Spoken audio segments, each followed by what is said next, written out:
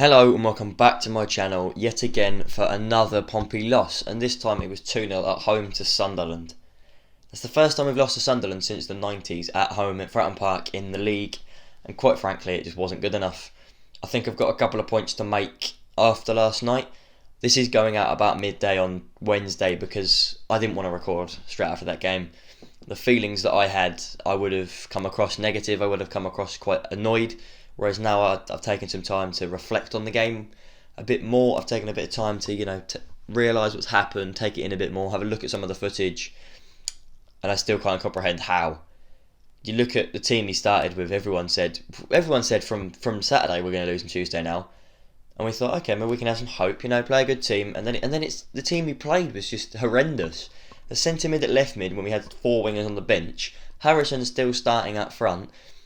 Raggett's still getting a game. I know he's not great, but, our backline looked okay, but Raggett's shaky still. Bayer's not even in the squad. Four wingers on the bench, as I've already said. I don't get what part of that was ever going to work. It's quite simply, you're looking at that before the game and going, why has he chosen to do that then? Especially when Cannon got injured, it was just going to happen, and we don't have a centre mid on the bench. We had one defender on the bench, four attackers, and a keeper. We may have had someone else on the bench as well, maybe another midfielder, but I don't get where he was going with it. I don't get what his thoughts were. Quite simply, I don't get what Kenny thought was going to happen. I mean, we will analyse two goals in more detail now, though. I'll get clips of them both and put them above me. We'll start with Charlie Wyke's goal, though. What was Raggett doing? He is the top scorer in the league. He's known for his aerial prowess. He's known for being powerful in the box. And Raggett's let him run free. Raggett's let him go, cheers mate, boom. 1-0, done, simple. It was simple for them, they whipped it in the box and he was unmarked. Of all the men to leave unmarked in the box, Charlie Wyke is not the one you want to be leaving unmarked. But he did it anyway. Well, that was 1-0, and then 2-0 was another stupid Raggett mistake. Cannon's played him the football, and instead of kind of seeing Jordan Jones is there and kicking it away, he's turned and gone, oh dear, still, and then just let him run into him, take the ball off him and get through on goal. Not much Craig McGilvray can do at that point. As soon as he's past Raggett, it's 1-on-1, and then it's potluck for if he can save it or not. He came out and he dinked him. It's as simple as that. It's two stupid Raggett mistakes, which I think warrants him being dropped on Saturday, because he's lacklustre defending. But that is the two goals. I'm going to have a look at the rest of the league now and see how other teams got on.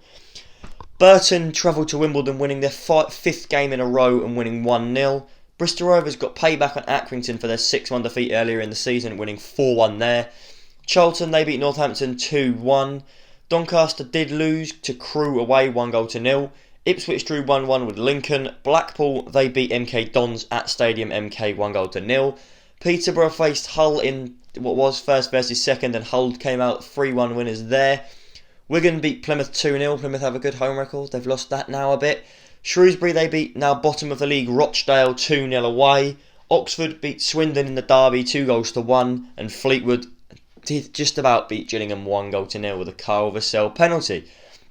Now we'll have a look at where that does now leave the League One table. Now although Pompey do still sit in a playoff place, it's not looking positive. We'll start from the top though. Hull do now lead the way again, 3 points clear of Peterborough in second. They're on 65 points, albeit with having played 2 games more. Peterborough sits second on 62 points. Then Lincoln are on 61, having played the same. Then it's Sunderland, once again playing the same on 60 points. They're only 2 points off automatic promotion now. Doncaster with those 2 games in hand now sit 5 points off Sunderland with 55 points. Pompey with no games in hand sits 6th on 52 points. 3 points off even 5th. And 8 points off 4th. And the key thing here is we're now 10 points away from automatic promotion. 10. We are Portsmouth Football Club are 10 points away. We are 4 wins away from automatic promotion.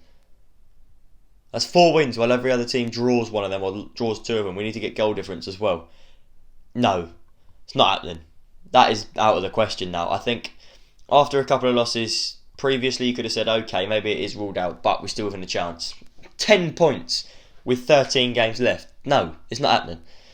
Then 7th is Ipswich on 32 points with the game in 32 games with the game in hand over Pompey on 51 points. Can leapfrog us on Saturday. Charlton, they can also leapfrog us on Saturday, even though they would have played 2 games more. They're on 51 points as well. Oxford, they're in 32 games played as well, 50 points. They can go ahead of us Saturday. Accrington, they've played 32 on 50 points. They can also go ahead of us on Saturday. And then Blackpool down in 11th have played 30 and 48 points. They can't go ahead of us on Saturday, but they can with games in hand. So we could come back to playing League One football next week and be sat in 10th. Tell me if you think that means Jackett should be staying in a job. Any normal business, company, whether that's a pub, whether that's a shop, if your business is sliding down, making money, sliding down in approval from other people, but your customers are being unhappy about it, are you keeping the manager in that job? No, he's getting paid to take us to the Championship, and at the minute he's taking us down the table. He's taking us at the minute, where we could be is about 11th. On points per game, I think we currently sit about 10th. Explain to me how that is the sign of a manager that should be staying in his job. Like, I'm trying to say as confident as I can, but how's he not been sacked? In the last 12 games, we've lost 7 of them. Losing 7 in 12 is just not good enough for a football manager, whether that's a promotion of a manager. That is relegation form, losing 7 in 12. I think we've only won 2 of them as well, drawing the other couple. What is going on at the football club? Looking behind the scenes and everything. This rumoured 40% wage cut the players would have to take if they end up next season that Williams has ruled out. But if that's not the case, then what is the case? Why have they stopped playing for passion? Why don't they seem cared anymore? At the start of the season, they looked like a unit that actually cared for each other. Even when we weren't getting results, we looked like we still wanted it, and we looked genuinely upset that we weren't. Where's that gone? At the current point in the season, I picked up yesterday, we conceded, and they just turned around and went, here we go again, let's walk over there. In previous seasons, even the start of this season, they picked the ball up, sprint to the halfway line. I tell you one thing, with fans in the stadium, this would not be happening. Not only would the fans be on Jackett's back, but they'd be on the players' backs, telling them to get stuck in. They'd be telling them to fight for the ball, telling them to fight for everything, to fight for every point. We're not doing that. Sunderland had a mismatched back four and we still couldn't get past it. We didn't attack them enough. You look at it, Harvey Wyke left mid. He was getting stuck in, but he's a central midfielder. Him against Max Power. If you had Curtis there, Curtis will try and get around him every time. Draw fouls, draw getting round him, draw yellow cards. Harvey Wyke doesn't know how to do that. But we'll move down the table now before I end this video and we'll look at the relegation places. Rochdale, they now sit bottom of the table on 28 points. Played more than everyone there as well. Wimbledon in 23rd on 30 points. Followed by Swindon in 22nd after their Derby Day defeat last night on 31 points. Northampton then occupy the last relegation place on 32 points for 34 games. Wigan have climbed out the relegation places for the first time since October, the first time since Halloween. They're now 20th in the table on 33 points, joint with Bristol Rovers, although Wigan have played a game more. Burton then sit in 18th, having played 32 games, less than everyone, and they're on 37 points. They've won their last 5, best form in the league. Shrewsbury then still do hold a gap, but it's only 4 points now, and then MK Dons on 42. But I want to make something clear here again. Right, this is stats from yesterday's game. Ball possession was 50% each. We had no shots on target. Now, Paul Cook would make the team run around the seafront if they didn't score at home. We haven't had a shot on target at home. What's the punishment for that? Alright lads, you can come back in on Thursday please, and then we'll have training again. What is the There needs to be something in place that suggests to the players that they can't keep doing it. Our home record now, right, let's have a look at this. Our home record is now 14th in the league. Played 18, won 6, drawn 5, lost 7, 6-5-7. 23 points from a possible, what's that, 8, 6, that's 23 points from a possible 54 at home. We've dropped 31 points at home. 31. If you take that in, that's too many. At least I think we've dropped 31 points at home. I may have done the maths badly wrong on that, but I think it is along the lines of 31 points dropped at home. Just think to yourself, how's that good enough for a team that wants to get up? I don't care if that's home, but then you could say, well, yeah, but we may have the best away record in the league. We don't. We're now 5th on away record. 15 played, won 9, drawn 2, lost 4. 29 points. That's a further 16 points dropped away. So in total this season, we have dropped 47 points home and away. That's not promotion form. No, it's not. Quite simply, it is not promotion form. We can look at the form table now as well, though, which is going to be the telling one. I'm going to look at the home form table first, though. because I think that's a key one to look at. Our form in our last 5 home games is drawn, won, lost, drawn, lost. We've won 1 of our last 5 at home. Last season we didn't lose any at home. We were banging at home. We were banging the goals in. But this season we can't get a point. We can't get anything at home. Well, yeah, we've got a couple of points there, but that's not good enough. Then we look at overall form.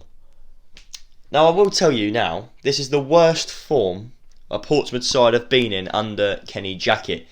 We've won 1, drawn 1, lost 3 of our last 5 games. We currently sit 21st in the League 1 form table. Yet JACKETT is still in a job. Any other club would be sacking him right now. They'd be on his back, hounding him, getting him out. Sunderland, what's his name? Phil Parkinson wasn't doing well there. They sacked him. Look at them now. They're flying. Look at us. We're sat here with Kenny JACKETT thinking, oh yeah, we'll just see it out to next season. Even if you rebuild in the summer, he's going to need games to get used to it. Give him a new manager now and give him games to get used to it. Get Russell Martin in off MK Dons. He does a good job. He's passionate. Get him in. Anyway, Lewis has sent in a clip, and I'll try and get one from Dad as well. I'll put them in now. Here is my preview for our home loss to Sunderland. And what more can I say, really? A bit diabolical, shocking, awful. The list goes on, really. A Sunderland team that's been re-energised by Lee Johnson just made us look like a bunch of school kids. No attacking threat whatsoever with 0 shots on target. You could have said that, oh yeah, we could have had a penalty, but we'd have still been 2-1. And the way we were playing, we wouldn't have scored another one. And the defensive display that even Stevie Wonder would have laughed at. Utter shocking by Sean Raggett. The first goal, where was he marking his man? The second goal, put it on a plate for him, basically. It's shocking. A joke, really. JACKETT needs to be gone, because we ain't making playoffs. There's 3 or 4 other teams that look way more better than us that can make playoffs. It's an utter joke, simple as that, really. I don't know what they've said, but I think they'll be along the lines of the same as me. And I'm going to end this video by saying please do like and subscribe as always. But 2 words to end the video, JACKETT out.